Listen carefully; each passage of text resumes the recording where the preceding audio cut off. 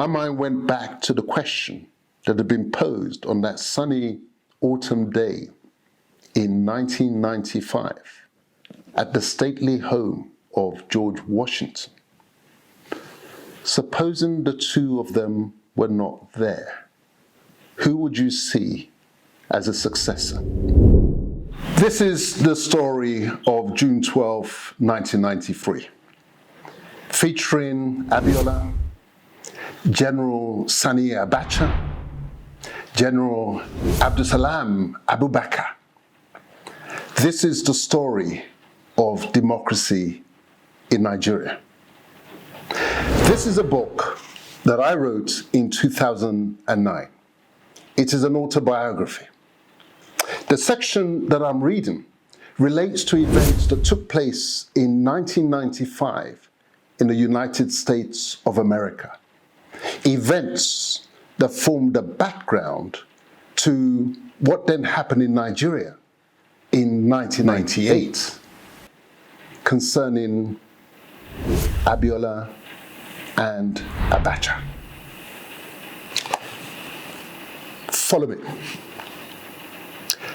I'd resolved to jump before my 35th birthday, even though I'd only been in legal practice proper since the age of 29, having spent so much of my time on the road to commercial law practice.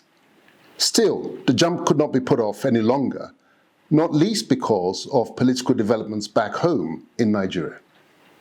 Nigeria's Afrobeat artist, Fela, had in his song, Teacher, Don't Teach Me Nonsense, highlighted some of the bad practices that the British colonial government had introduced to Nigerians. The worst, because it has carried the gravest and most enduring consequences, was the interference with the outcome of Nigeria's first democratic elections. General Ibrahim Babangida had overthrown the administration of General Buhari in a palace coup, and to buy the support of the Nigerian people, he had promised us freedom from Buhari's war against indiscipline. Little did we know that it was the road to anarchy that he was setting the country onto.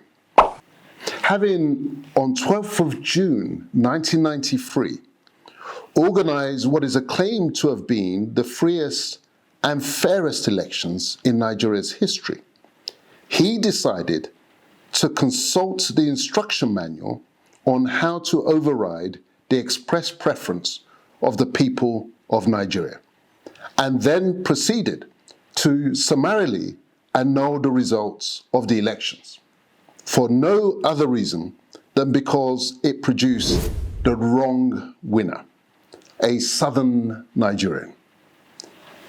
The political stalemate between North and South that resulted from this new exercise in the perversion of democracy was a setting in which the ruthless General Sani Abacha, another army general from northern Nigeria, emerged from the shadows.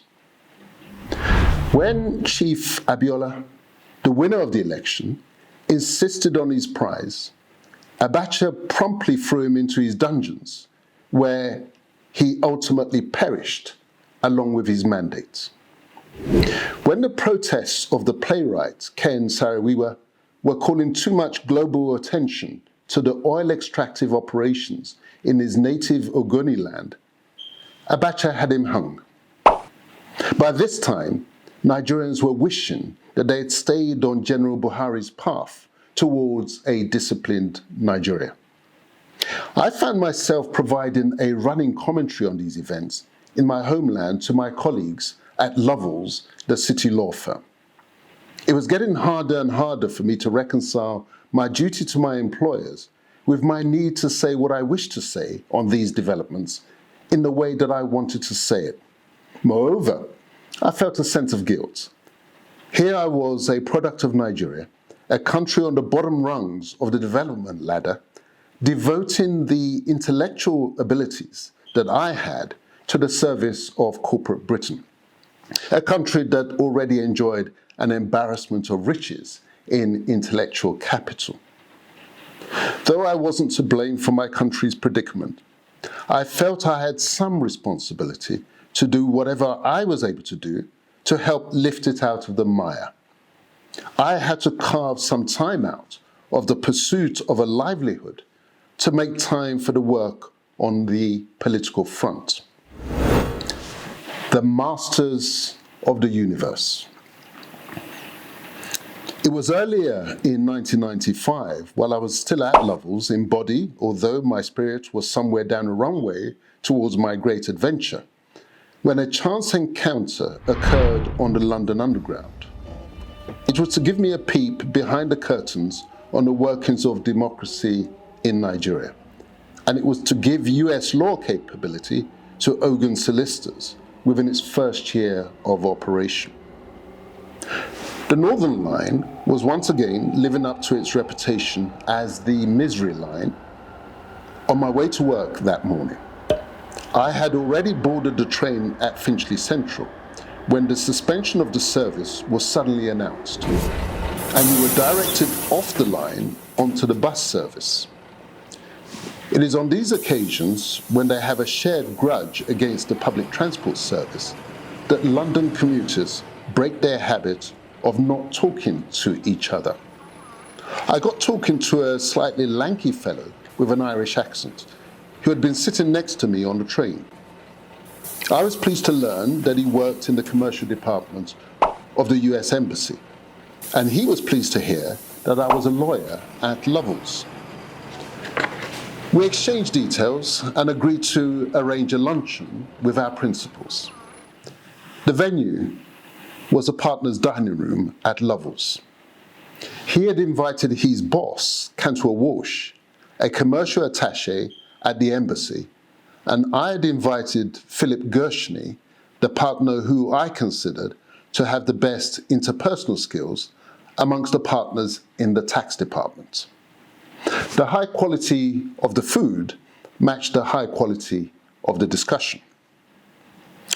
When the discussions touched on the current political developments in Nigeria, I must have said something that caught Cantor Walsh's attention, because not long afterwards, he was putting me forward for his government's international visitor program.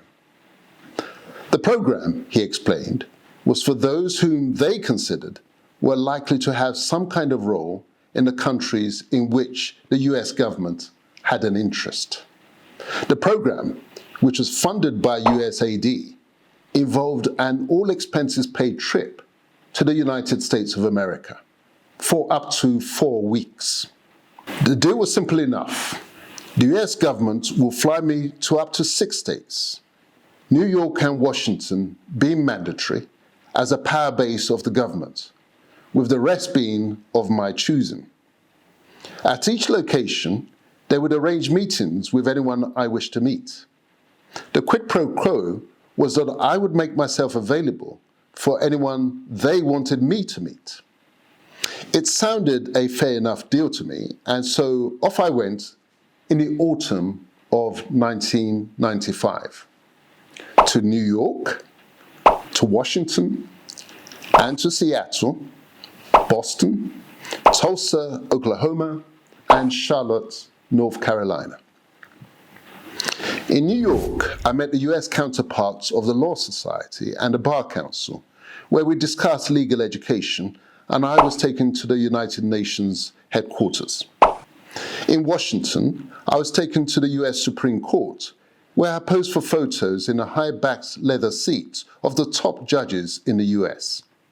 I found the courtroom much more congenial than the committee room at the House of Lords that served as the courtroom for the law lords in England.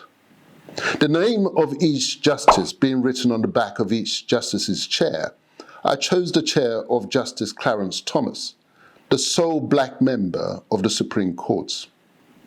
I was glad that it was only his chair that I met and not him, because I was later to learn that our political philosophy could not have been more different.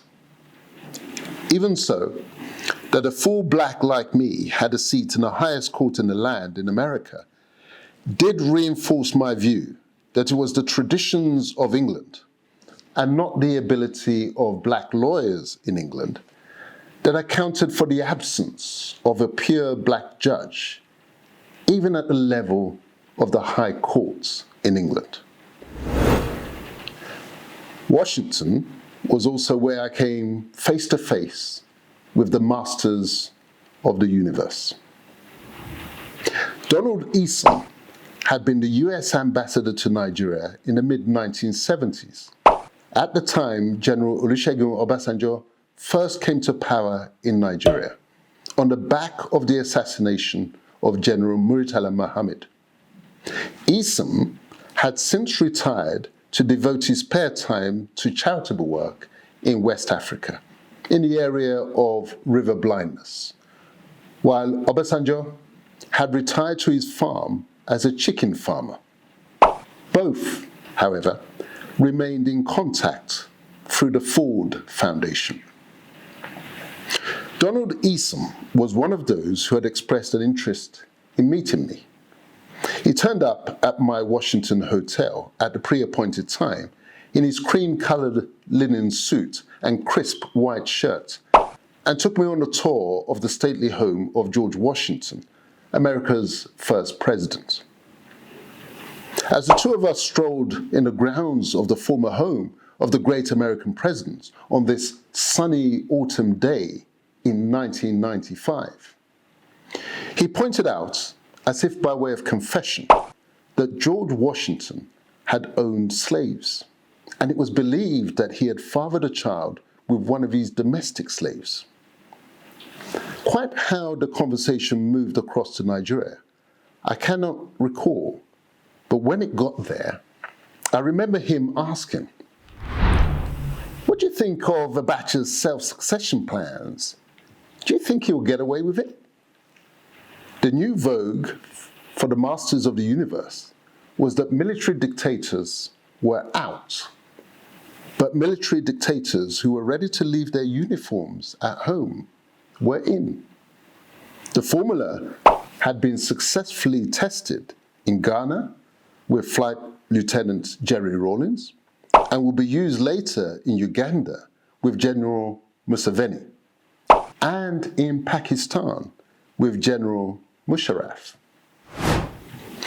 In preparation for his own metamorphosis, Sani Abacha had, by military decree, promulgated a new constitution that permitted 5 political parties to contest the presidential elections, and had got all 5 parties to adopt him as their sole candidate for the presidency. "I can't see it working," was my reply to Donald Eason. I elaborated that as a military dictator, Abacha could very much do as he pleased, but that once he took the uniform off and held himself out as a civilian democratic ruler, he would be hounded by the world media over the continued detention of Chief ABIOLA, the winner of the elections that Abacha's military predecessor, General Babangida, had aborted. I added that I could not see him releasing ABIOLA to avoid this problem because ABIOLA would insist on his mandate. And at the same time, I could not see ABIOLA accepting to leave his dungeon without his mandate. A hard divide had formed, with Abacha being seen as the flag bearer of the North and ABIOLA being seen as a champion of the South.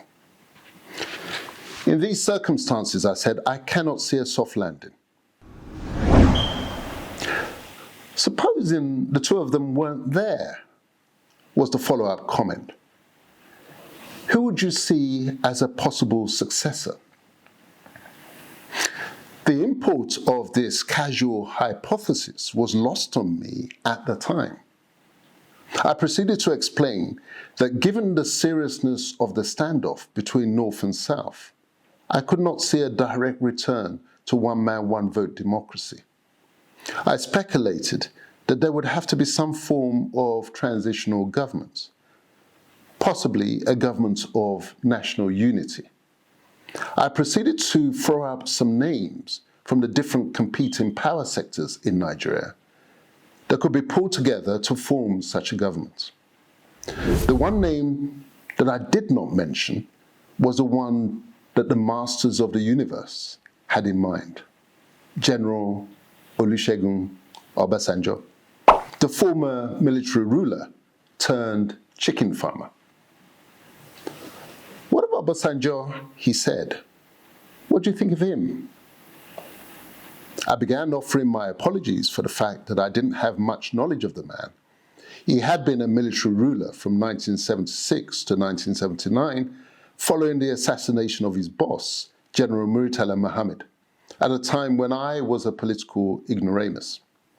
I explained that from what I had heard, he had run a relatively clean administration, and by nationalising British petroleum in the face of protests from the British government, he had shown he wasn't afraid of taking on the West. I added that with him being a former military ruler, he would be able to control the army so as to contain the risk of military coups, and being at the same time a Southerner and a Yoruba man, like Abiola, his presidency would probably serve to appease the bitter sense of injury amongst Southerners. I speculated that with the North having accepted him as supreme military ruler before, they may not be adverse to him as a compromise candidate. Yes, now you mention it, I can see him being able to hold the fort, I concluded. Then the conversation moved away from Nigeria. This trip was an important contribution to my realization that I had some role to play, however marginal, in the political affairs of Nigeria, and to my conviction that that role was not compatible with my duties as a city lawyer. I never saw Donald Eason or Cantwell Walsh again, but what I did see was that about 3 years after this discussion, on 8th of June 1998, to be exact, Sani Abacha died suddenly. It was said that he died of a heart attack. Then, just as everybody in Nigeria, at least everybody in the southern parts of Nigeria, and indeed many in the north, were jubilantly expecting Chief Abiola to be pardoned, released, and installed as the duly elected president of Nigeria, on 7th of July 1998, exactly a month to the day of Abacha's death, the news broke that Abiola had also died of a heart attack. The news was broken by a former US ambassador to Nigeria, Thomas Pickering, who was leading a US delegation, including Susanna Rice, to meet with the new military leadership to lobby for Abiola's release. It was explained that he suffered the seizure while he was having tea with the delegation. Even as Bill Clinton, the then honorary black president of the United States, took to the airwaves to reassure Nigerians that there had been no foul play, my mind went back to the question that had been posed on that sunny autumn day in 1995 at the stately home of George Washington. Supposing the two of them were not there, who would you see as a successor?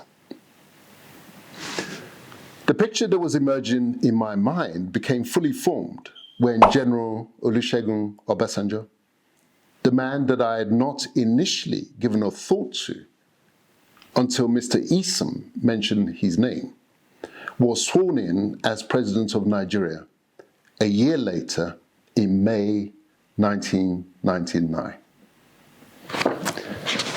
Written in 2009 concerning events in America in the autumn of 1995, 3 years before Abiola and Abacha died in 1998. You're now going to hear from Baba Gana Kingibe, who was Abiola's running mate in that aborted election. And you also hear the account of General Abdusalami Abubakar. You decide. Now, Chief MKO Abiola never really told me the details of their discussions. But from what I've gathered, that is the kind of impression that he was given. So he was very enthusiastic. He welcomed the coup of General Abacha. If you remember, he went to congratulate him. And one of the difficulties I had in managing things at that point in time is that I remember I had given Bola Tinubu an appointment to see me in the house. And he then phoned to say MKO Abiola had just asked him to come over. Could we put the appointment for a later time? I said, fine. It was only then later to see on the television screen that MKO Abiola had asked Bola Tinubu to come and accompany him to see and congratulate General Abacha. MKO Abiola never discussed with me, never told me whether it was a good idea to do that. He had several meetings with the British ambassador, the American ambassador, and the British High Commissioner, the American ambassador, and others. Really, he never discussed the content of these conversations. So I wasn't clear. But the broad outline one got was that he too, like everybody else, was outmaneuvered by General Abacha. But be that as it may, I always insisted that he, MKO Abiola, or he and I, did not take decisions alone. So can you relive for us the day Abacha died and the drama around how you became the head of state? Quite honestly, the day General Abacha passed away, yes, a lot has happened. He died, I think, the day he was to travel to Togo for the ECOWAS, I think ECOWAS or AU summit in Togo. Now, I got a call from the villa that General Abacha wants to see me. So immediately what came to my mind, I said, I hope he has not changed his mind about going to this Togo and he's going to send me. Because at that time, when he passed away, already I was de facto number 2 man. Because at that time, General Dia and others were having problem on this alleged coup. So I said, now I'm sure the general has changed his mind and he is going to send me, because in a lot of time, I'm called upon to go and represent the head of state. So I took my time. When I went to the bathroom, and I told my wife, look, I think I might be going to this AU summit. So help me prepare my... Then before I finished, then there was another call. This was in the morning? In the morning? He died? Yes. In the morning. Then there was another call. Look, the president is waiting for you. I said, okay, I'm coming. So, you know, casually I put on my tracksuit, since there is no time to dress up in uniform and so on, since there was agitation that I wanted immediately. So I came with my tracksuit. I think I was even wearing the slippers. So I came, so as I was coming, they said, the general is in the office. So naturally, when I come to the office, no matter who is with General Abacha, I normally just go in and meet him, and maybe he will say, okay, wait, let me finish with this gentleman. Or he will ask the fellow to give us chance. To my surprise, when I came, as I was climbing the steps, somebody said, no, he said you have to wait in the waiting room. So to my surprise, I was in the waiting room for over 30, 40 minutes. Then I kept wondering, what is happening? Anytime I want to go up, they said, no, they said the general said I should wait. So after about 30 minutes to 40 minutes waiting, then late Kumasi, Ahmadu Kumasi, who was the Inspector General of Ibrahim Kumasi, who was the Inspector General of Police, came to where I was sitting. He said, please come. So instead of going up to the office, we followed out. He said, no, we are going to the house. Then indeed he was in the process. He told me, look, unfortunately, General Abacha has passed out in the night. So that's how we went into the villa where General Abacha is living. And as we enter, they showed me on the right where his corpse was. So I entered and prayed for his soul and so on. Then we entered the parlor where I found some gentlemen, including, I think, Mr. Kumasi, of course, was there.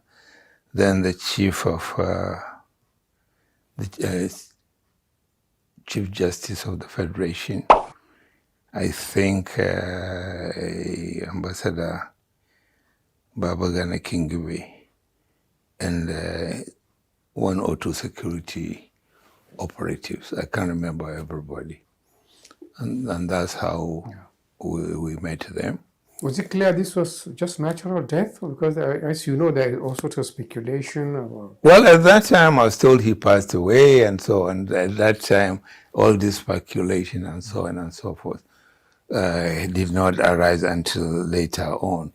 All we are concerned was that, okay, the head of state has passed away.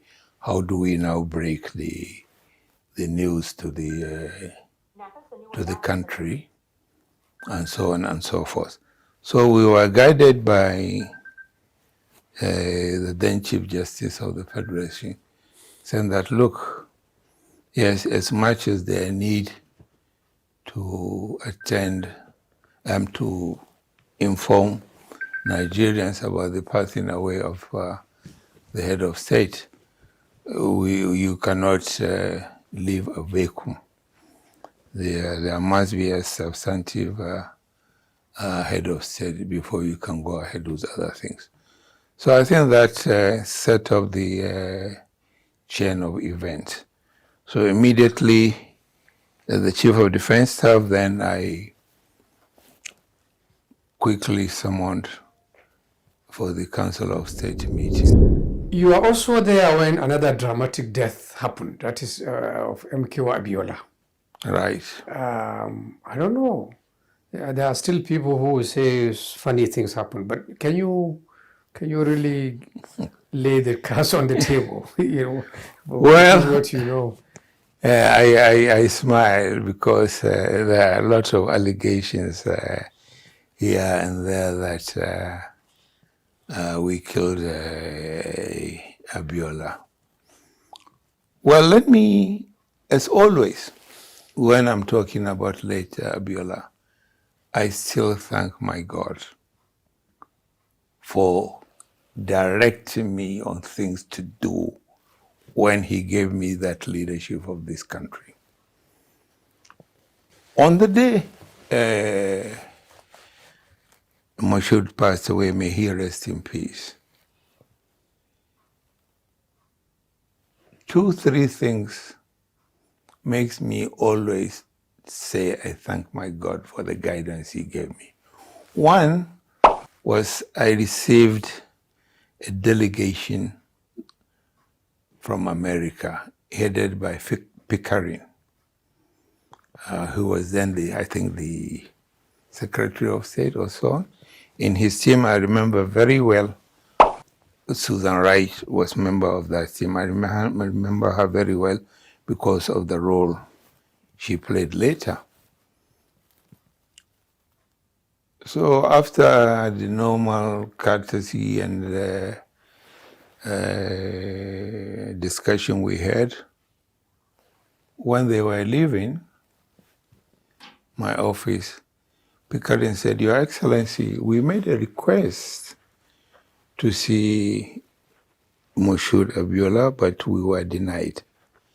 So I said, why were you denied? Who denied you? Then I made a decision. I said, look, you will see Moshood, definitely. I overruled whoever said you will not see him. So I now called my chief security officer. I said, please make arrangement for this team to see ABIOLA. Can you arrange a meeting place for them? That is one point. Now, during the castration of Moshood ABIOLA, except his doctor, personal doctor, to my knowledge, no member of his family saw him. So when I became head of state, based on consultation and interaction, together with Ambassador Babagana Kingibe, I said, look, the family, I gave them a date, they can come and see ABIOLA, they can come and see. So please liaise with my team so that they can come and see ABIOLA. So a day before he died, his family came to Abuja to see him. For one reason or the other, the whole family could not see him at the same time. So it was agreed, when this group, his family will see him today. Tomorrow, the next team will see him. So remember, so they saw him like yesterday. Now, this team from US came to see me, and I said they could see him. Normally, it is in the evenings the family go and see him. So because I have authorized the American team to see him, so the other part of the family were waiting to see him. So it was at this meeting when the American team was meeting ABIOLA, he fell sick. And suddenly the security officers called the medical team to come and attend to him. When they saw the situation, they said, okay, this thing is, let's take him to the medical center. So it was the medical team plus the American team that took him to the medical center. Unfortunately, at the medical center, he gave up. Then my security chief called me, sir, bad news for you. I said, what else? He said, ABIOLA is dead. I said, what? So I said, okay. And he told me he was there with the American team. At that time, I was staying in the barracks. I have not moved to the villa. So I said, okay, let him take the American team to my house. I will meet them in the. So I closed from the office and went there. Now, the issue now, how do I break the news to ABIOLA's family? And now, how do we tell the world ABIOLA has passed away? So I think I must be thankful to God and again to Ambassador Kingibe because we called on him and he now came there and I asked him to bring the family of ABIOLA. So when they came, I broke the news that unfortunately this is what has happened. As you will expect, the family broke down, they started crying. I can't remember which of the ladies, I held her. She was crying, sobbing. It was then Susan Wright. That's why I always remember, she said, Mr. President, that is not your job, let me do it. So she now held this lady and until she settled down, she calmed down a little bit. And then we have to summon my second in command and other people. And then we now strategize how to break the news. That's why I always I thank my God for guiding me. If I hadn't said the American team should go and meet ABIOLA, certainly I don't know how I will explain to the world that ABIOLA has that. And the American team, will they believe me that we had not killed ABIOLA at that time when they were requesting to see him? So again, I always thank her. And they've explained it themselves independently, Right. Susan Rice and the other people. My mind went back to the question that had been posed on that sunny autumn day in 1995 at the stately home of George Washington. Supposing the two of them were not there, who would you see as a successor? Yet, we ended all Obasanjo.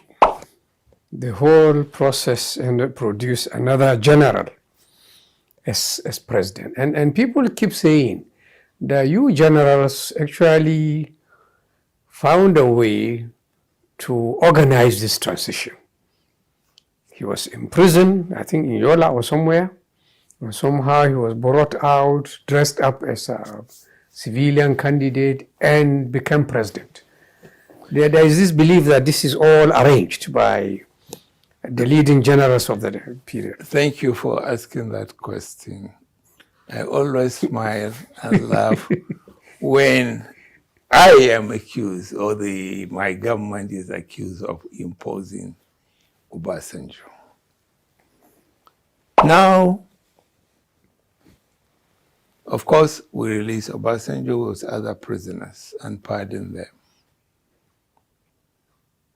So when Obasanjo was released, he came to see me, saying he was going to take the government to court. Why are you going to do that? Of course, he said his business was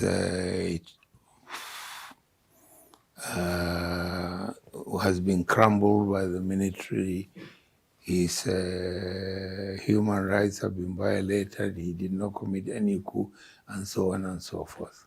I said, sir, please, let bygones be bygones. Thank God you are alive today. Forget about this thing. Some of the issues you mentioned within my power, I will look into that. So we left it at that. Then the next visit, he came to see me to tell me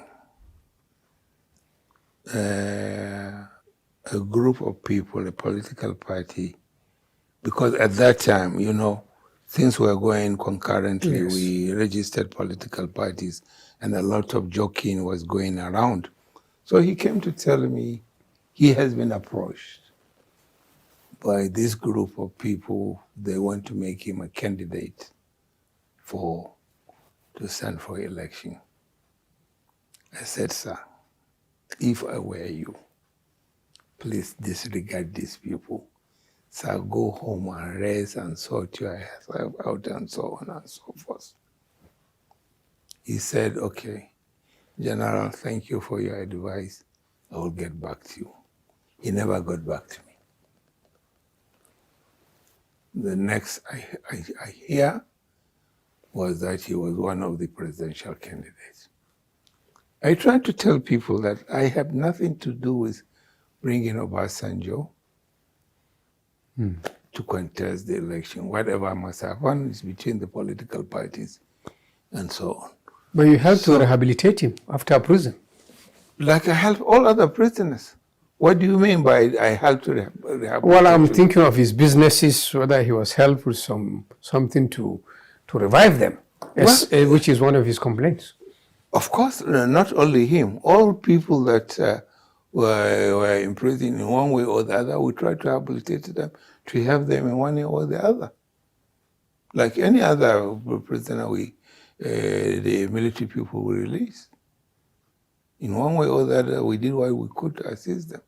So you cannot equate that as bringing him to contest for an election. Yeah, but also, I mean, close allies of yours, General Babangida, General Gusau, seem to have been involved in this PDP arrangement. And that's why it is assumed you will be in the know, probably help here and there with the situation. Of course, I know the registration of the political parties. Of course, we have to intervene in one way or the other in order to bring peace, to give peace a chance. We put some conditions for the registration of political parties. In order to make peace reign, we have to, let me use the word tinker with some of the conditions, because categorically the AD did not qualify.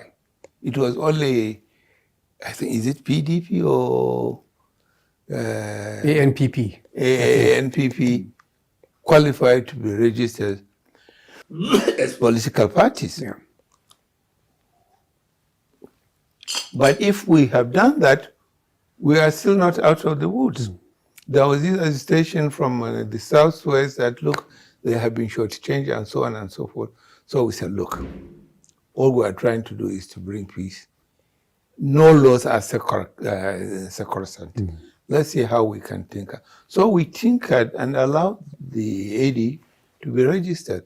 And thereby we were able to placate another area where there will be unrest and accusation. So we did. Now, if in the process of making political parties, people are joking here and there, please take my administration out of this tinkering. We didn't know anything. We did not say, look, make ABC a presidential candidate. It is an issue between the political parties. If, as you said, Babangida, Aliyu Gusau have played a role, that must be a role they are playing with the political parties, because they became members of political party. My mind went back to the question that had been posed on that sunny autumn day in 1995 at the stately home of George Washington. Supposing the two of them were not there, who would you see as a successor? The picture that was emerging in my mind became fully formed when General Olusegun Obasanjo, the man that I had not initially given a thought to, until Mr. Easom mentioned his name, was sworn in as President of Nigeria a year later in May 1999.